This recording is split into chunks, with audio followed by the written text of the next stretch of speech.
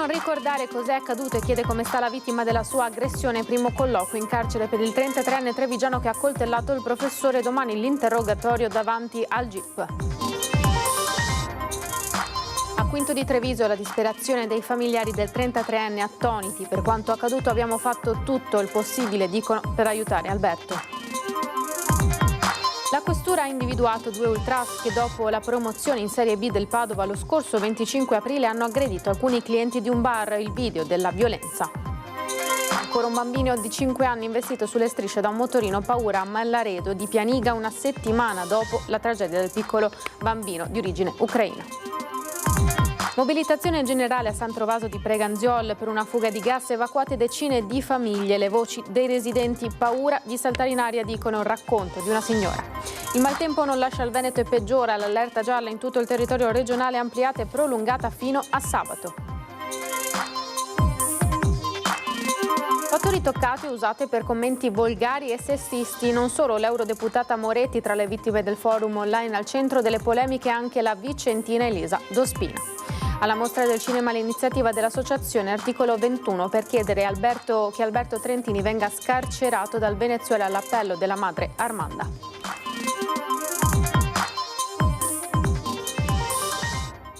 Buonasera, bentrovate e bentrovati, edizione del Veneto, edizione regionale dei nostri telegiornali. Cominciamo subito con le notizie in primo piano. Lo avete sentito anche dai titoli, il caso del 33enne trevigiano che ha coltellato il professore. Oggi l'incontro con il suo avvocato, domani invece l'interrogatorio del GIP. È decisamente provato in uno stato di confusione, con un vuoto mnemonico. Non ricordo nulla, sono dispiaciuto per il professore. Sono queste le parole di Alberto Zago al suo difensore, l'avvocato Enrico Villanova, che lo ha incontrato per la prima volta all'interno del carcere San Pio X di Vicenza, dove il 33enne trevigiano si trova rinchiuso da martedì con l'accusa di tentato omicidio per l'accoltellamento alle spalle del docente del liceo Brocchi di Bassano. Ha un vuoto tra le prime ore della mattina di lunedì fino al tardo pomeriggio e si è chiesto addirittura se effettivamente, come dicono i giornali, sia stato lui. Non si ricorda pressoché nulla, cioè lui mi dice di aver passato una mattinata a chiedere degli aiuti economici alle persone che passavano, non esclude di aver chiesto una sigaretta come riferiscono, ma i suoi ricordi iniziano a essere nitidi nel momento in cui era in stazione a Bassano per prendere un treno, quando sono arrivate le pattuglie dei carabinieri per provvedere all'arresto. Il 33enne si dice preoccupato per il professore ferito che si trova tuttora ricoverato al San Bortolo di Vicenza. Mi ha chiesto se la caverà, se avrà dei problemi, cioè era anche interessato per cercare di capire le condizioni di salute. All'udienza di convalida dell'arresto, con ogni probabilità Alberto Zago si avvarrà della facoltà di non rispondere. Proprio perché il ragazzo in questo momento non ricorda nulla,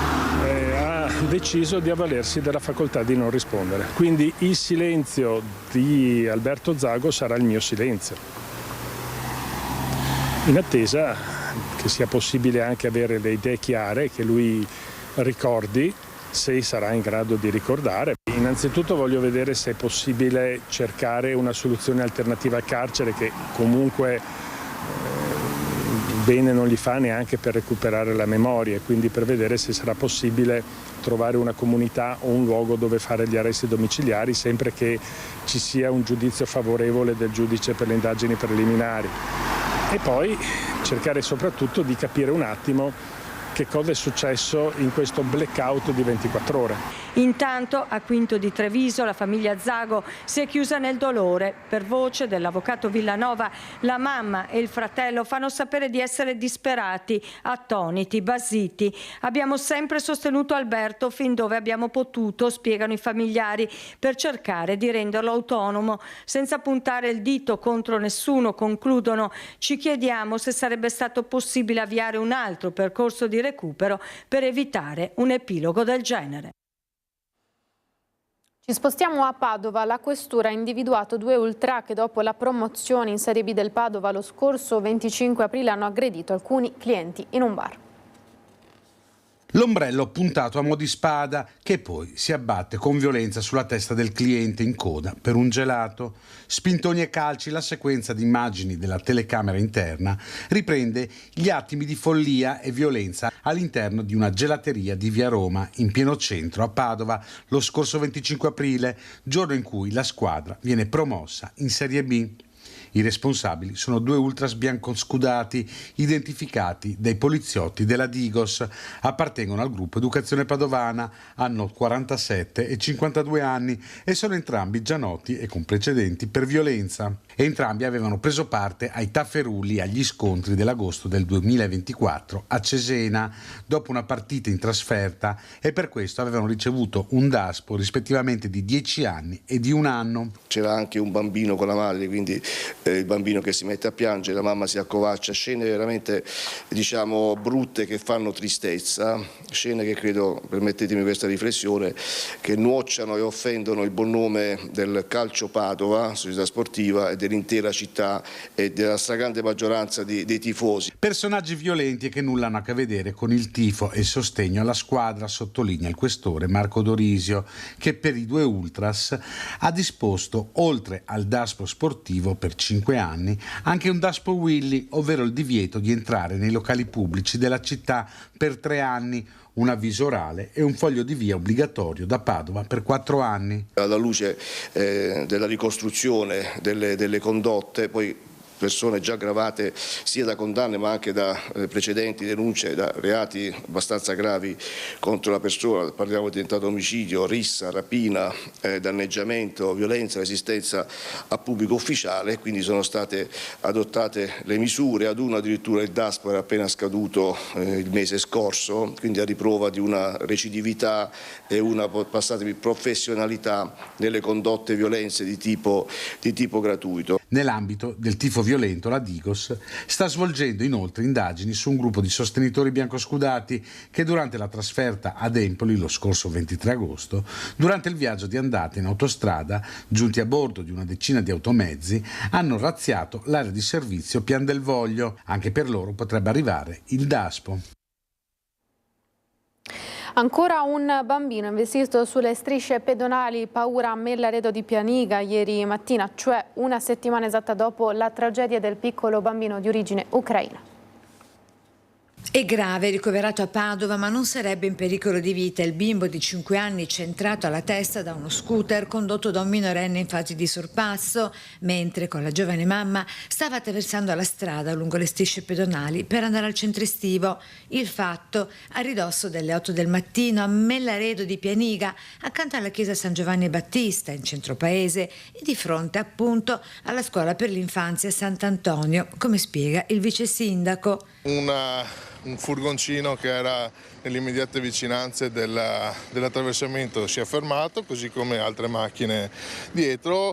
Purtroppo uno scooter, un ciclomotore guidato da un ragazzo minorenne ha superato sulla sinistra tutta una serie di macchine e ha incidentalmente toccato il bambino che era mezzo passo più avanti della mamma, toccandolo alla testa. Si tratta del secondo incidente ad una settimana esatta da quello fotocopia, conclusosi in tragedia, in cui a soli 2 chilometri da qui, a Santa Maria di Sala, lo scorso 20 agosto perse la vita il bimbo di 6 anni investito sulle strisce pedonali da un'auto, sempre in fase di sorpasso. Vladislav Malamin era un profugo ucraino scappato dalla guerra. Quel giorno stava seguendo la mamma, che era in sella alla sua bicicletta, con le borse della spesa, stavano rincasando nella ex Canonica, dove vivevano insieme ad altre famiglie ucraine, quando l'auto, condotta da un 25enne, ha centrato in pieno il bimbo, sbalzandolo per una trentina di metri. Per lui la corsa in ospedale nel soccorso, ma il suo piccolo cuore è spirato in ospedale a Padova a poche ore dall'incidente. Un dramma trasformato in generosità, con la famiglia che dopo le esequie ha donato gli organi del piccolo e che con l'incidente delle scorse ore pone una riflessione obbligatoria di come rendere sicuri gli attraversamenti lungo le strisce a tutela dei più fragili, i pedoni. Ora, in via Rivale, a Mellaredo di Peniga, dove nelle scorse ore è stato investito il bimbo, il limite orario è di 50 km orari e si sta pensando di poterlo ridurre a 30 km orari. Può anche essere una soluzione abbassare il limite a 30, secondo me il male lo fai lo stesso, quindi ci vogliono più forse barriere fisiche in maniera che ci sia proprio molta più attenzione per l'attraversamento pedonale, perché oggi vediamo che comunque la guida, il cellulare, la distrazione è all'ordine del giorno. Siamo a Preganziol, nel Trevigiano, nel quartiere di San Trovaso, famiglie evacuate per una fuga di gas in mattinata.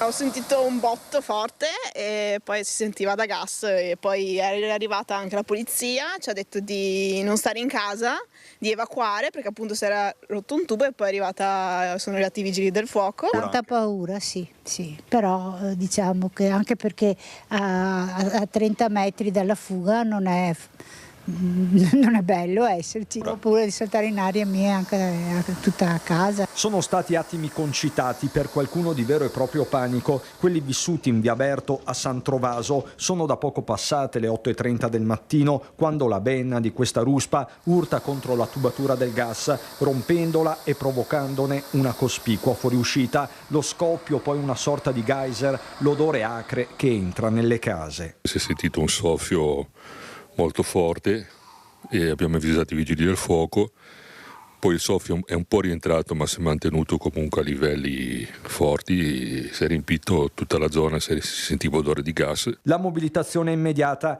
i primi ad accorrere sono i vigili del fuoco, poi la polizia locale con i volontari della protezione civile di Preganziol. Ci sono operatori che fanno il porta a porta chiedendo ai residenti diversi condomini di evacuare. Mi ha suonato un signore della protezione civile e mi ha detto che era meglio che andassi via evacuare. Per chi resta o non può muoversi, l'ordine è quello di chiudere le finestre e non accendere né la luce o usare dispositivi elettronici, indicazioni che restano valide per buona parte della mattinata. Il contrordine all'evacuazione arriva poco dopo, ma ormai in tanti sono usciti in via precauzionale dalle loro case. Io ho lasciato casa avendo moglie e bambino piccolo, comunque abbiamo pensato di fare una passeggiata.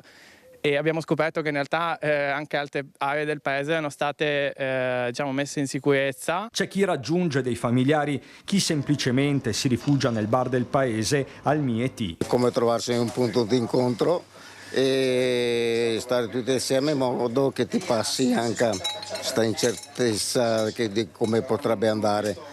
Comunque ce n'erano tantissimi. Che succede queste cose porta solo a aver paura e trovare un posto sicuro di dove andare. A seguire le operazioni la sindaca Stocco, che verso mezzogiorno dichiara chiusa l'emergenza. Il sospiro di sollievo è generale. È stato fondamentale intervenire tempestivamente e quindi qui rinnovo il plauso ai vigili del fuoco che sono intervenuti davvero nell'immediatezza, supportati poi da polizia locale, da protezione civile Preganziol, dai tecnici di Apireti Gas, quindi davvero una squadra imponente. È stato importante anche intervenire con la messaggistica, quindi con i social, con la messaggistica comunale, per dare una capillare informazione delle misure di sicurezza che erano state concordate anche con i vigili del fuoco, chiaramente. Ora sarà la polizia locale a effettuare tutti gli approfondimenti anche per stabilire eventuali responsabilità. Si trattava di un cantiere privato. Sono già in corso appunto tutti gli accertamenti del caso e quindi un supporto, un grazie, un plauso davvero alla polizia locale, perché oltre alla gestione del momento appunto dell'emergenza e al coinvolgimento della cittadinanza, appunto ora è impegnato anche in questo tipo di attività. E il maltempo non lascia il Veneto in queste ore e domani, con precipitazioni a carattere di rovescio temporale più frequenti e consistenti sulle zone centro-settentrionali, dove i quantitativi potranno risultare anche abbondanti o localmente molto abbondanti, specie su zone montane e pedemontane, possibili su tutta la regione, temporali localmente anche forti. Nella prima parte della giornata di sabato una possibile fase di instabilità con nuovi rovesci temporali sparsi, specie tra prealpi e pianure, in esaurimento nel pomeriggio. L'allerta gialla dunque è prolungata fino al primo pomeriggio della giornata di sabato. Ci spostiamo nel Bellunese. Lo stato di emergenza deliberato dal Consiglio dei Ministri, oltre 5,5 milioni di stanziamento per gli eventi meteorologici che hanno interessato tra giugno e luglio il Cadore, con la frana Cancia di Borca di Cadore e San Vito di Cadore per la frana dalla Marcora che ha invaso la statale 51 di Alemagna. La notizia era attesa da settimane. A darne conto oggi il presidente Zaia e il senatore De Carlo. Lo stanziamento arriva dal Fondo per le emergenze nazionali del Ministero per la Protezione Civile. E a Longarone, dove oggi sono state svelate le torce olimpiche, una passerella politica che ha destato particolarmente attenzione. Più che una foto di famiglia, un regolamento di conti a distanza. A Longarone Fiere si presentavano le torce olimpiche, atmosfera cordiale e di festa fra gli invitati. In assetto da quasi parata i pezzi da 90 di Fratelli d'Italia e Lega, impegnati in queste ore in una trattativa per la scelta del candidato presidente delle prossime regionali. Peccato che l'aria fosse meno da squadra olimpica e più da ring politico. Sorrisi di circostanza, pacche di spalle a distanza di sicurezza, applausi quasi a cronometrare il consenso del presidente Zaia, che resta convitato di pietra col suo carisma che incombe sul futuro della coalizione.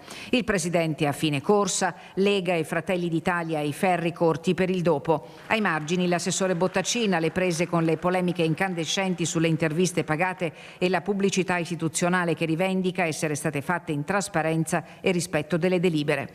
Mai più non è passato inosservato il gelo politico tutto interno a Fratelli d'Italia, con il senatore Luca De Carlo da un lato, l'eurodeputata Elena Donazzan dall'altro. In Veneto, spiega Donazzan, bisogna chiarire che c'è un'aspettativa alta nei confronti di Fratelli d'Italia, ma di Giorgia Meloni. I veneti scelgono la persona. Da altre parti un presidente di regione è sconosciuto alle volte. In Veneto i veneti chiedono chi sarà il presidente della regione. Sentono la regione come loro.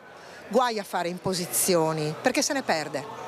E quindi se lei fosse un elettore di Fratelli d'Italia voterebbe Elena Donazzan o Luca De Carlo? Se fossi un elettore di Fratelli d'Italia voterei Donazzan, ovviamente. All'ombra delle torce spente a Longarone così si consuma un nuovo capitolo della resa dei conti nel centrodestra veneto, che fatica a mostrarsi unito con l'incognita della data del voto. Nelle scorse ore quella del 9 novembre che circola insistentemente a Palazzo Ferrofini, ma per ora resta solo un'ipotesi.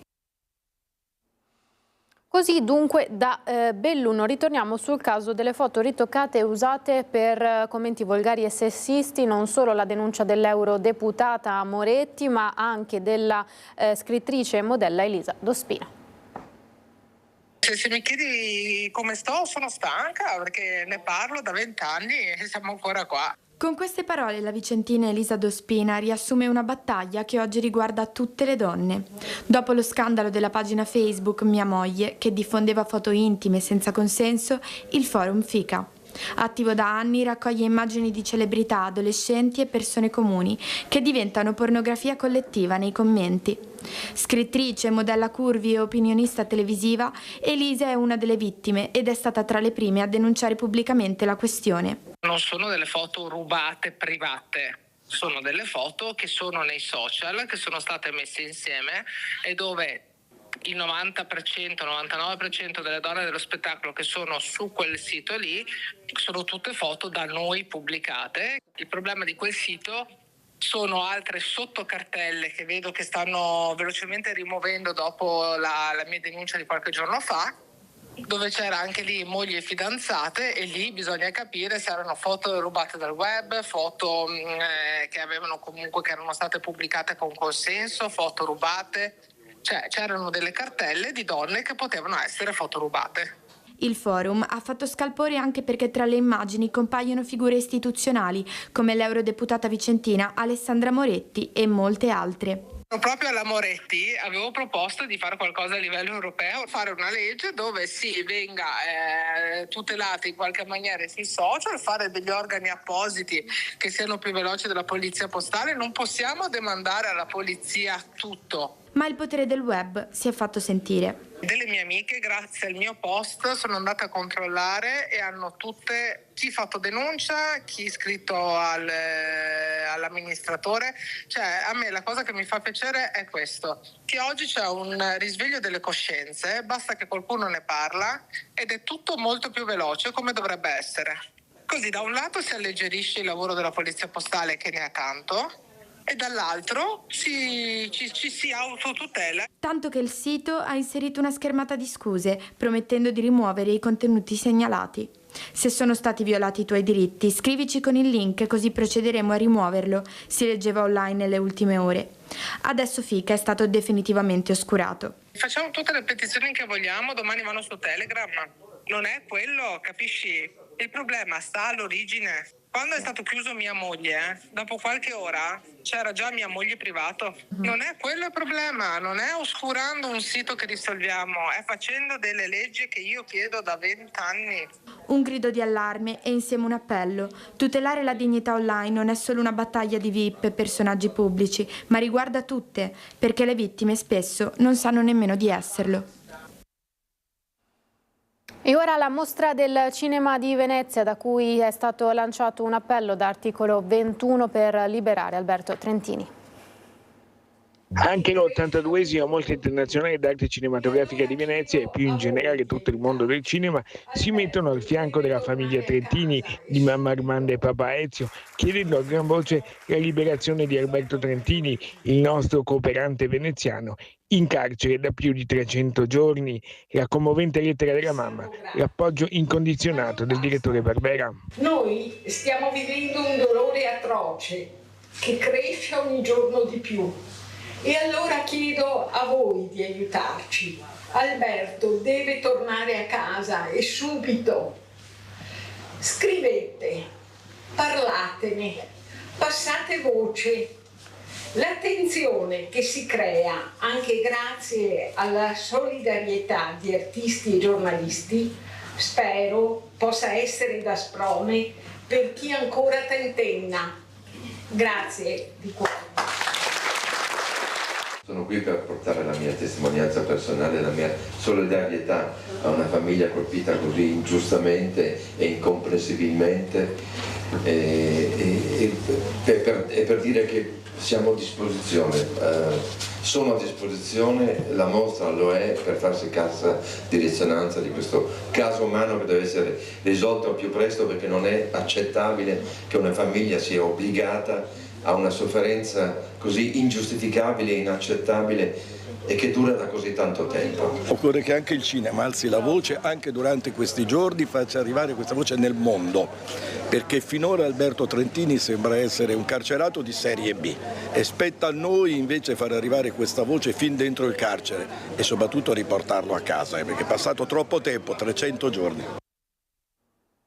Si chiude così il telegiornale del Veneto, una buona serata a tutti, arrivederci.